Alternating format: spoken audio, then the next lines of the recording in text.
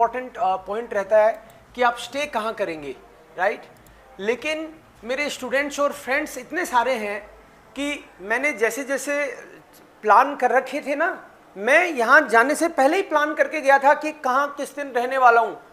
तो मेरे पास एक तो मैं भाग्यशाली समझूंगा अपने आप को कि इतने मल्टीपल इन्विटेशंस थे। जैसे मान लो स्टुटगार्ट गया तो वहाँ 3 लोगों ने मुझे इन्वाइट कर रखा था, 2 लोगों ने, और म्यूनिख में मुझे 3-4 लोगों ने इनवाइट कर रखा था कि हमारे यहाँ रुकोगे। ऐसे ही बाजिल में मेरे पास 4 इनविटेशन थे। तो मुझे ये डिसाइड करना पड़ रहा था कि किसके पास रुकूं।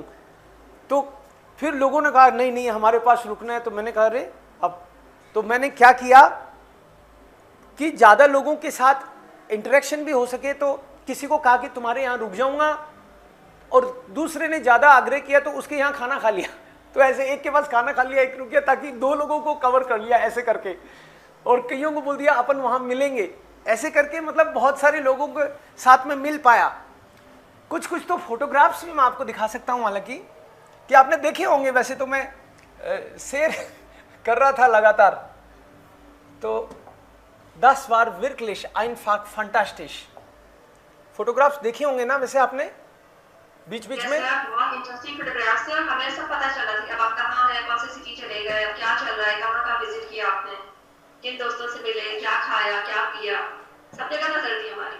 आपकी पूरी नज़र थी। मेरा मकसद एक ये भी था एक्चुअली कि स्टूडेंट्स जो हैं, जब मान लो कि मैं उनको डायरेक्ट अभी पढ़ा नहीं रहा, आप लोगों का इंतजाम करके गया था कि कोई दूसरा टीचर आपको पढ़ाए, ताकि ये भी नहीं मिले लगे कि यार सर ऐसे छोड़ के कैसे जा सकते हैं। तो क्लास में नहीं होके भी मैं आपको कुछ न कुछ मेरी तरफ से एड ऑन करूं, आपको कम से कम साथ साथ थोड़ा जर्मनी दिखाऊं, ये भी एक मेरा मकसद था। इसलिए मैं जहां जा रहा था वहां फोटोग्राफ्स ले रहा था। और जैसे ये पहला ही है मेरा, नहीं ये बर्लिन है, ये तो बर्लिन है। सो बर्लिन में भी 20 लोग मेरे से लगभग मिलने आए। So that was really fantastic. मैं तो इतना खुश था कि मैंने कहा कि बच्चे इतना भाव देते हैं अपने टीचर को। क्योंकि कई बार ऐसा भी होता है ना, टीचर हो तो क्या हुआ, आप तो पढ़ाते हो और आपको फीस लेते हो उसका, राइट। ऐसा हो सकता है ना किसी केस में। लेकिन यहाँ पे कई ऐसे भी थे जिनको मैंने कभी पढ़ाया ही नहीं, यूट्यूब पे ही पढ़ के उन्होंने बोला कि सर आपसे मिलना है। तो ऐसे करके जैसे एक ग्रुप यहाँ है, एक अलग से मिलना पड़ा, क्योंकि टाइमिंग भी सबके वो बैठती नहीं ना। उनको पता चल गया मैं बर्लिन आ रहा हूँ, तो मैंने एक एड्रेस तो दिया, बाकी किसी ने कहा कि सर शाम को मिल सकते हैं क्या, फिर एक ने मेरे को बोला कि हमारे यहाँ रुकना ही पड़ेगा। ऐसे करके अलग अलग जगह पे लोगों से मिलना वास्तव में अमेजिंग था मेरे लिए भी। और यहाँ पे एक रेस्टोरेंट था, रेस्टोरेंट भी किसी स्टूडेंट्स के परिवार का ही था। तो उन्होंने कहा सर मीटिंग हमारे यहाँ करो आप। तो इनके यहाँ पे हमने मीटिंग करी बाद में, या साथ में मैं ये चीज़ भी लेके गया था। जैसे ये भी प्लानिंग का पार्ट था कि मेरे को पता था कि 15 अगस्त इस बार जर्मनी में होगा। तो जब मैं स्टूडेंट से मिल रहा हूँ तो क्यों ना उनको फ्लैग के साथ एक यूनिटी फील होती है ना। सो इन लोगों के साथ में हमने जनगण मन भी किया और it was really fantastic. Restaurant के सामने ही हम लोग मिले। सो ये चीज़ मुझे भी बहुत मतलब मोटिवेटिंग लगी कि स्टूडेंट्स आपस में भी इतने अच्छे से मिल रहे हैं। ओके, दूसरी बात आपने बोला कि प्लानिंग कैसे किया। तो साथ में मुझे पता था कि मैं कोई असिस्टेंट तो रख नहीं सकता जर्मनी में कि भाई देवकरण सर जा रहे हैं और साथ में एक असिस्टेंट चल रहा है। तो मैं अपना एक स्टैंड और ऑटोमेटिक रिकॉर्डिंग करने वाला लेके गया था, एज ए रिपोर्टर जैसे हम लोग रखते हैं। तो अपने आप किसी की ज़रूरत नहीं है, अपना स्टैंड जिससे फोटोग्राफ भी खींच सकता हूँ, राइट। तो ये मेरा जो स्टैंड था वो भी मेरे लिए काफ़ी हेल्पफुल रहा। मुझे किसी की ज़रूरत नहीं, मैं अपना फ़ोटो खुद खींच सकता हूँ ग्रुप में, right. So that was really very very helpful. जैसे यहाँ पे जो स्टैंड है उसकी हेल्प से ही फ़ोटो खींच पा रहा हूँ मैं। या 10 बार ऐसे।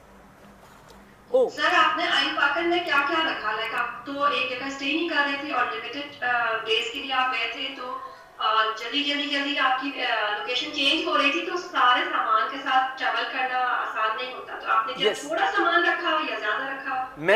मैं सबसे पहले जहाँ गया वहाँ पे मतलब जैसे मैं डायरेक्ट फ्रैंकफर्ट गया था। अब मेरे पास एक मेरा हैंडबैग था और एक मेरे पास मेरी एक सूटकेस था जैसे।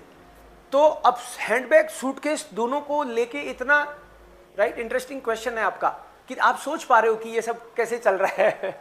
तो मैं एक फ्रेंड के यहाँ पे मैंने मेरा बड़ा वाला रख दिया बैग, सूटकेस और अपना हैंड बैग था वो साथ में रखा, अपना बैकपैक। तो वो बैकपैक में मैं वो सामान रख रहा था जो मेरे को डेली चाहिए। मान लो कुछ फ्रेंड्स को गिफ्ट देने तो वो मेरे उसमें होने चाहिए, कपड़े उसमें होने चाहिए, और ज़्यादा मुझे बहुत सामान चाहिए नहीं होता एक्चुअली। मैं बहुत ऐसे मेंटेन करना और बहुत स्टाइलिश तरीके से चीज़ों को कैरी करना वो मेरे को पसंद नहीं है। तो बहुत ही मैं इजी कम से कम सामान के साथ चल रहा था। और जाने से पहले एक प्लानिंग का पार्ट मेरा ये भी था कि आप जब जाते हो तो एक्चुअली क्या जर्मनी में आप लास्ट मोमेंट पे टिकट खरीदो तो बहुत महंगा रहता है। मैंने यहाँ से जैसे फ्लाइट बुक करी ना, उसके साथ ही मैंने 2 टिकट बुक कर ली। एक तो जर्मनी के लिए जो डॉइचलैंड कार्टे होता है 49 यूरो का होता है वो वैसे तो, लेकिन वो थोड़ी सी गलती के कारण मेरे को 2 बार करना पड़ गया, राइट, बट इट्स ओके। उसके अलावा जो इससे ज़्यादा इंपॉर्टेंट टिकट था वो था यूरो पास। मैंने यूरो पास ले लिया जिसके शायद 550-600 यूरो लगे एक साथ ही। लेकिन यूरोप में सब जगह आप बिना प्लानिंग के, मतलब लास्ट मोमेंट में भी चेंज हो तो आप तुरंत वहां पे बुक करो, वो पास है आपके पास। तो 22 डेज का मैंने यूरो पास बना लिया था ताकि टिकट लेने का टेंशन ही नहीं हो। बिकॉज आप बिना टिकट के ट्रेवल नहीं कर सकते और लास्ट मोमेंट में टिकट लेते हो तो जरा सी दूरी के भी वहां पे 80 यूरो 100 यूरो लगना भी बड़ी बात नहीं है। 3 घंटे ट्रेवल कर रहे हो, पता लगे 100 यूरो का टिकट है, तो मैंने 600 यूरो के आसपास मेरे लगे शायद उसमें पर्टिकुलर यूरो पास में। तो 700 यूरो का लगभग टिकट हो गया इंटरनल प्लस फ्लाइट के टिकट्स। तो मेन खर्चा भी वो एक तरह से टिकट का ही रहा मेरा, कुल मिला के मैं देखूं तो। यूरो पास जो था वो फ्लाइट का नहीं था, ट्रेन का था, लेकिन उसमें फास्टेस्ट ट्रेन भी शामिल थी, आईसी जिसको बोलते हैं। इस तरह की सारी ट्रेनें उसमें शामिल थी। यस सर, आपको उस पूरे टूर की आपकी जो एरोप्लेन की टिकट से उसको मिला के टोटल आपका एक्सपेंस कितना बना? मेरा टोटल एक्चुअली क्या मेरा जो एक्सपेंस सारा बना मेरे ख्याल से तो 3-3.5 लाख रुपए में हो गया होगा, राइट। बल्कि ये तब जिसमें मेरी शॉपिंग भी आ गई है, सब कुछ आ गया उसमें।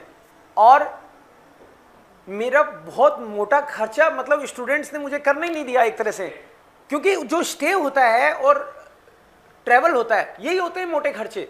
तो स्टे का तो मेरा ऑलमोस्ट नथिंग। और इसका कारण आपको बताऊं, आप कहीं भी किसी भी होटल में रुकोगे तो 100 यूरो आप पक्के ही मान के चलो, ये रहता है आप कहीं भी। वो कोई ज़्यादा नहीं है 100 यूरो देखें तो उनके हिसाब से, लेकिन अपने यहाँ तो 9,000 हो गए ना सीधे ही एक बार के। हाँ, किसी भी सिटी में जाओगे, एवरेज बता रहा हूँ आपको, वियना जैसे सिटी में ज़्यादा भी हो सकते हैं, किसी में हो सकता है 80 यूरो में भी मिल जाए, एवरेज बता रहा हूँ आपको। बर्लिन, म्यूनिख वगैरह महंगे हैं, 100 यूरो एवरेज रहता है लगभग। लेकिन हॉस्टल में रहोगे तो आपको 40-50 में भी रहने का चांस मिल सकता है। 40-50 यूरो किसी हॉस्टल में रहते हो। हॉस्टल में क्या होता है, मल्टीपल बेड्स होते हैं, आपको केवल एक बेड मिलता है। मान लो 5 बंक बेड टाइप में, 5 लोग और भी रहेंगे या 4 लोग और भी रहेंगे, राइट। तो 2-1 जगह मैं बंक बेड में भी रहा था। बुडापेस्ट जब मैं गया तो वहाँ पे क्या स्टूडेंट्स जो थे वो बहुत कम है। बुडापेस्ट में शायद 1-2 लोगों ने बात भी करी मेरे से, लेकिन मेरा प्रोग्राम इतना फास्ट था कि मैं उनको बोला कि मैं वीन में ही मिल सकता हूँ आपसे, बुडापेस्ट में क्या वो सेट नहीं हो रहा था। तो मैंने पहले ही बुक कर लिया हॉस्टल वगैरह में, तो वहाँ पे शायद 50-50 यूरो कुछ लगे होंगे। अदरवाइज कहीं मेरे को रुकने का मेरा पैसा ही नहीं लगा, क्योंकि मल्टीपल इन्विटेशन थे। आपको मेरे को चूज करना हो रहा था कि मैं इनके पास रुकूं कि उनके पास रुकूं। और दूसरी बात, एक मजेदार बात यह है, आप कहीं रुकते हो तो फिर खाना भी तो वो खिलाते हैं, तो वो भी अपने आप में एक दूसरी बात। खाना, वेज खाना महंगा रहता है वहां पे, वेज खाना महंगा रहता है नॉर्मल खाने की बजाय। और वहां पे मेरे को जैसे 5 स्टार का सब एक ट्रीटमेंट मिल रहा है कि मेरे लिए स्पेशली वेज बन रहा है। कुछ लोग जो वेज नहीं है वो भी वेज बना रहे हैं। तो इस तरीके से मेरा आई थिंक 3-3.5 में ही काम हो गया, शायद 3 में ही हो गया मेरा। तो एक बार चेक करूंगा पूरा मैं, लेकिन मुझे पता है लगभग उतना सा। जहाँ बहुत सारे दोस्तों से मिले और मैनेज कर पाए उनसे मिलना, तो कुछ ऐसे दोस्त भी होंगे जो आप उनको टाइम नहीं दे सके होंगे, तो क्या नाराज हुए वो? देखो, जब आप किसी से मिलना चाहते हो दिल से, कुछ लोग ऐसे थे कि आप हमारे पास रुक नहीं रहे हो, मतलब मिल लिए। अब मैंने कहा मिल ली तो अब रुकना और क्या होता है आपसे फोन पे बार बार बात कर लेता हूं और तो क्या करूं ना। तो नाराज एक्चुअली जनरली आप कितना ही कर लो, कुछ लोग थोड़े बहुत ऐसे नाराज तो क्या बोलेंगे उसको, लेकिन उनका मन रहता है कि और बात करें और मिलें, आप 2 दिन रुक जाओ हमारे पास। लेकिन मेरा तो शेड्यूल इतना था, तो जिसको साफ दिख रहा है कि शेड्यूल इतना टाइट है वो नाराज क्यों ही होगा आपसे। कुछ लोगों ने ऐसे कुछ लोगों ने ये, कुछ लोग बहुत ज़्यादा कनेक्टेड फील करते हैं ना, तो कि सर जैसे मान लो कि 4-5 लोग इतने बेचैन थे कि वो फ्रैंकफर्ट में मैं हूँ और वो फ्रैंकफर्ट में उस दिन नहीं है, तो वो कह रहे थे सर रिटर्न होते टाइम पे प्लीज़ आप जरूर मिलो, ये वो इस तरीके से। तो लगातार बार बार उन्होंने फॉलो किया। म्यूनिख में जैसे उस दिन वो पर्सन नहीं है तो बार बार मेरे को फोन, सर आप स्टुटगार्ट के बाद में वापस म्यूनिख आ जाओ ना, ये है वो है, या मैं स्टुटगार्ट आ जाता हूँ। लेकिन मैं उसको भी नहीं बुला सकता क्योंकि स्टुटगार्ट में मेरा प्रोग्राम है, मान लो 3 घंटे का ही रखा सपोज मैंने, और जिस फैमिली के यहाँ रहूँगा तो मैंने उसको फिर ऐसे कुछ लोगों से नहीं मिल पाते आप, ये सारा होता नहीं है आपके हिसाब से चीज़ें। तो मैं जितना फ्लेक्सिबली ज़्यादा लोगों से मिल सकता था मैंने कोशिश करी, और स्टूडेंट्स ने भी कोशिश करी। फिर आई थिंक नाराज तो क्यों होना है किसी से। ये देखो जैसे यूरो पास है, या प्लीज पहले आपकी बात। यूरो पास है, यूरो पास एक पास होता है जो आप ऑनलाइन बुक कर सकते हो, डेट्स किस डेट से किस डेट का कर रहे हो उस हिसाब से उसकी चार्जेज होते हैं। तो आप 10 डेज का कर रहे हो, 20 डेज का कर रहे हो, 1 मंथ का कर रहे हो, उसमें क्या है, जो इंटरनेशनल यूरोपियन यूनियन में बहुत सारी ट्रेनें ऐसी हैं, शायद उनका कोई एक कॉमन सिस्टम है इस तरह का कि वो ट्रेनें सारी उसमें कवर हो जाती हैं। यूरो पास में क्या है, लोकल कवर नहीं होता है, छोटा, जैसे एस बान, यू बान, ऊ बान वगैरह कवर नहीं हो रहा होता है। लेकिन आप जहां जा रहे हो लगभग बड़ी डिस्टेंस का, लॉन्ग डिस्टेंस का सारा कवर होता है उसमें।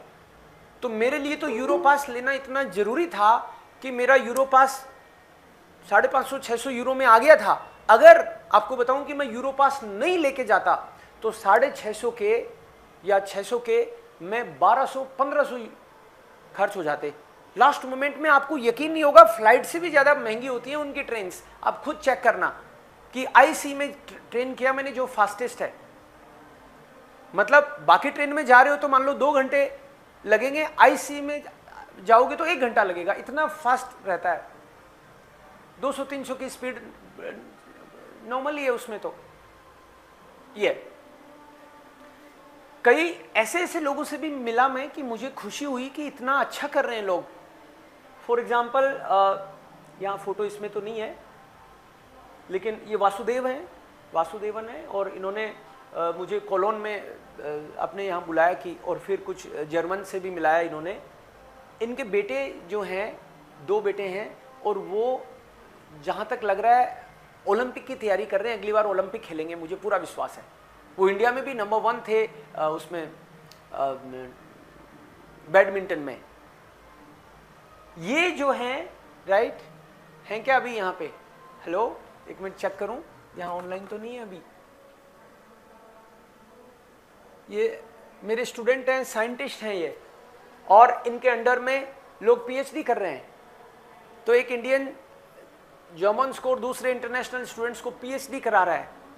कितनी जोरदार बात है, राइट।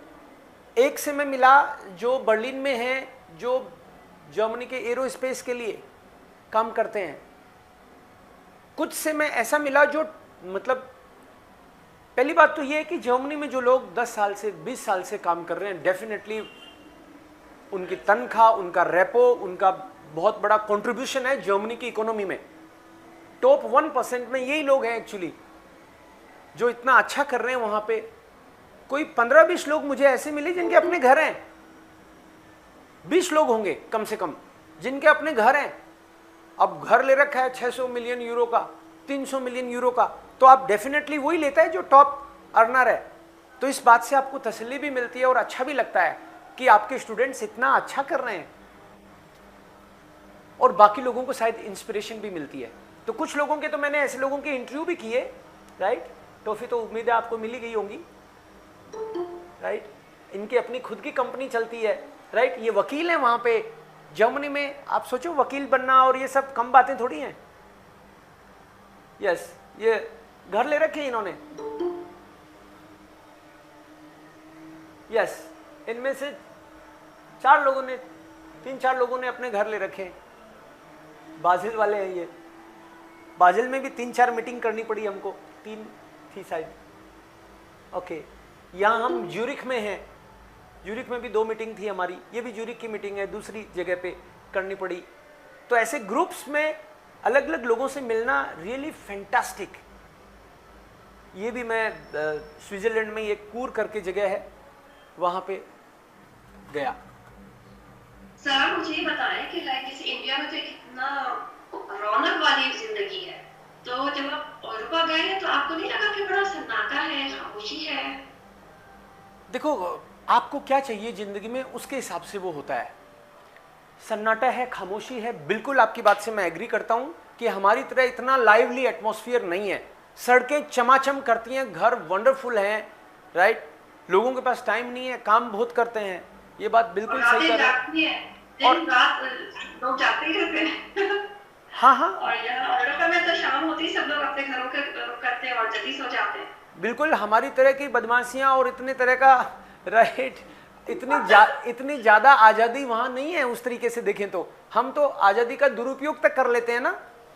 तो और सही बात तो ये है कि मैं इस टाइप का प्राणी भी नहीं हूँ कि मैं जर्मनी स्विट्जरलैंड सेटल हो सकूँ, मतलब मैं होना नहीं चाहूँगा। मेरे पास बीच बीच में इस तरह के ऑफर भी आए, लेकिन मैं यहाँ पे अपने आप को ज़्यादा खुश फील करता हूँ। तो आपकी बात से मैं एग्री करता हूँ कि जिस तरह से क्या लोगों से मिलना हमको अच्छा लगता है, मिलना ही नहीं, स्पॉन्टेनियसली मिलना अच्छा लगता है, उसमें ज़्यादा मज़ा आता है। अपन किसी के भी यहाँ जाके धमक गए, राइट, वहाँ नहीं चलता ये सब। तो डेफिनेटली वो लाइफ आप यहाँ वाली तो मिस करोगे वहाँ पे। अब जैसे ये कार्तिक हैं, ऐसे ऐसे ये गौरव हैं, ये ऐसे लोग हैं कि जो दूसरों की भी मदद करना चाहते हैं। गौरव कुछ स्टूडेंट्स की मदद कर रहे हैं, मुझे पता है। ये कार्तिक ने बोला कि सर मैं 3-4 महीने मैंने जो सीख रखा है मैं फ्री में सिखाना चाहता हूँ, तो आज से उनका सेशन भी है 3:30 से 4:30, फ्री ऑफ कॉस्ट सिखाएंगे। तो मतलब लोग मदद करना चाहते हैं। और मैं भी खुद, मेरी जर्नी का भी एक मकसद ये था कि मैं ज़्यादा से ज़्यादा स्टूडेंट्स को आपस में कनेक्ट करा सकूं। मैंने बड़े बड़े सिटीज़ के सबके ग्रुप बना दिए। जैसे बर्लिन में इतने लोग हैं तो मैंने कहा एक ग्रुप बनाओ, आपस में सेल्फ हेल्प ग्रुप की तरह काम करो, मैं भी जितनी मदद होगी करूँगा। तो हालांकि ये अलग बात है कि उन्होंने मुझे भी फिर देखा कि सर खूब बोल रहे हैं, तो उन्होंने बोला वीकेंड का कोर्स शुरू करो हमारे लिए। मैं फंस गया, तो अब मेरे को करना पड़ेगा वो, राइट, कि आप मदद ही करना चाहते हो तो वीकेंड का मैं लेता ही नहीं हूँ कभी, लेकिन अब इतना प्यार आपको मिलता है, वो चाहते हैं आप करो। लोगों ने कहा कि आप डबल फीस ले लो, तो मैंने कहा भाई डबल फीस तो नहीं लूँगा, मैं लूँगा तो उतनी फीस जितनी नॉर्मल लेता हूँ, लेकिन आप लोगों के लिए करूँगा। तो जब लोग इतना आपके साथ मिलके काम करना चाहते हैं, बाकी स्टूडेंट्स की भी मदद तभी होगी। फिर मेरे को ये भी समझ में आया कि ये लोग इतने अच्छे स्टैब्लिश हैं, ये डेफिनेटली मिलके काम करेंगे इनके साथ, तो ये बाकी स्टूडेंट्स की भी मदद कर पाएंगे, भले ही डायरेक्ट प्लेसमेंट में हो, चाहे कल को हाउस बिल्डिंग में हो, या फिर कभी स्टडी में हो। कई तरीके की होती है मदद, केवल एक इन्फॉर्मेशन भी कोई शेयर कर दे तो वो मदद ही है। तो ऐसे करके बहुत जोरदार लोग हैं और वो डेफिनेटली मदद कर पाएंगे, ऐसा मुझे भी लगा। सर आपने यूनिवर्सिटीज देखी? मैंने कुछ यूनिवर्सिटीज़ देखी, विजिट करी। जैसे ज्यूरिख की एक यूनिवर्सिटी थी, और लेकिन ज़्यादा यूनिवर्सिटीज़ वगैरह में जाना नहीं हुआ मेरा। एक आध स्कूल यूनिवर्सिटी में मैंने विजिट किया। जैसे सतवीर है, वो जिस यूनिवर्सिटी में प्रोफेसर के तौर पे काम कर रहे हैं, साइंटिस्ट के तौर पे वो काम कर रहे हैं, पीएचडी, उनका इनविटेशन था कि मेरी यूनिवर्सिटी में आओगे तो 30-40 स्टूडेंट्स इंडियंस हैं जो आपसे मिलना चाहेंगे। लेकिन वहाँ मेरा जाना ही नहीं हुआ, क्योंकि मेरे को ऐसे लगा कि वो और प्रोग्राम को डिस्टर्ब हो जाएगा, इसलिए फिर मैंने कहा मैं आ नहीं पाऊँगा। तो वो फिर आखन यूनिवर्सिटी में है वो, तो वो फिर उन्होंने कहा नहीं हमको तो मिलना ही है। तो मैंने कहा फिर आप बोन आ सकते हो, तो वो आखन से बोन आए मिलने के लिए। तो बहुत ज़्यादा यूनिवर्सिटीज़ वगैरह में जाना नहीं हो पाया, लेकिन लोगों से खूब मिलना हुआ। सर डॉइचलैंड में कौन सा रीजन है जो स्टूडेंट के हवाले से एक्सपेंसिव है, और कौन सा है जो स्टूडेंट के हवाले से ज़रा मतलब मैनेज कर सकते हैं, बच्चे अपना खर्चा वर्चा पूरा कर सकते हैं? नहीं, देखो, आपको कभी भी आप पढ़ना चाहते हो तो आपको ये नहीं देखना चाहिए कौन सा सस्ता है और कौन सा महंगा है। डेफिनेटली बहुत सारे रिलेटिवली आप देखोगे तो बड़े शहर महंगे रहते हैं, छोटी जगह सस्ती होती हैं। लेकिन आपको अपना कोर्स देखना चाहिए कि मुझे जो कोर्स चाहिए वो कहाँ कहाँ है, फिर आपको रिलेटिवली वो देख सकते हो आप। तो शहर सस्ता है इस चक्कर में थोड़ी वहाँ रहने लग जाऊँगा। मेरी जॉब कहाँ लग रही है, या फिर मेरी यूनिवर्सिटी कहाँ पे है, उसके हिसाब से अपन को डिसीजन लेना चाहिए।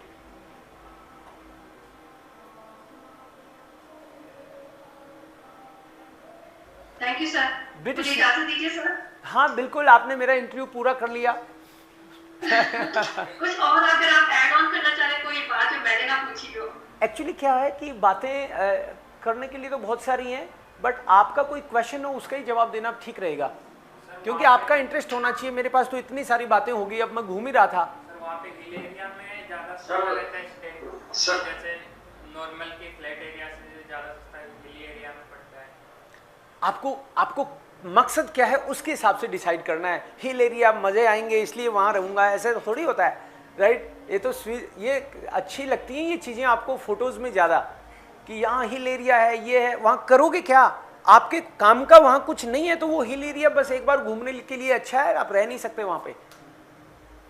यस, किसी ने ऑनलाइन या गुंठाक जर्मन लोगों का व्यवहार कैसा होता है इंडियंस के प्रति? जर्मन लोगों का व्यवहार इंडियंस के प्रति बहुत अच्छा होता है मेरे ख्याल से। इंडियन लोगों का इंडियन लोगों के प्रति क्या व्यवहार रहता है?